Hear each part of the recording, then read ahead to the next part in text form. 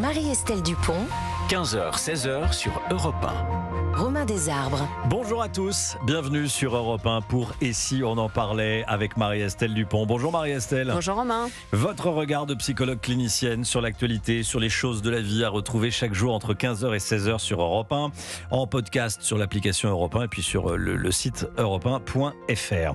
Aujourd'hui, Marie-Estelle Dupont, on va parler des troubles anxieux sous toutes leurs formes. Tout à fait, parce que près d'une personne sur 10 présente aujourd'hui un syndrome anxieux caractérisé. Et chez les jeunes de 11 à 24 ans, c'est un tiers de la population qui montre des signes francs de troubles anxieux ou dépressifs. Chez les actifs, 28% déclarent une anxiété modérée à sévère et 59% des Français se disent stressés. Ces chiffres nous donnent un ordre d'idée de peut-être ce qui dévoile un des paradoxes de la modernité. Plus la modernité parle d'un sujet, plus elle semble passer à côté. Les campagnes faisant de la santé mentale une cause nationale, les prenez soin de vous et les applis de coaching pour vous prendre par la main avec votre sommeil, votre consommation de protéines, vos nombres de pas et vos to-do list semblent nourrir le mal qu'elles prétendent combattre.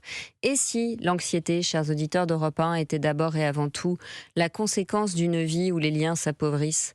Aurait-on perdu en nourriture relationnelle ce que l'on a gagné en gadgets technologiques? Et si l'anxiété était le bruit que les âmes font quand elles n'osent plus rêver? Et si l'anxiété était ce qui nous reste, s'agripper aux ruminations et à la peur quand on ne parvient plus à se projeter? Après tout, la peur prospère dans le sentiment d'impuissance.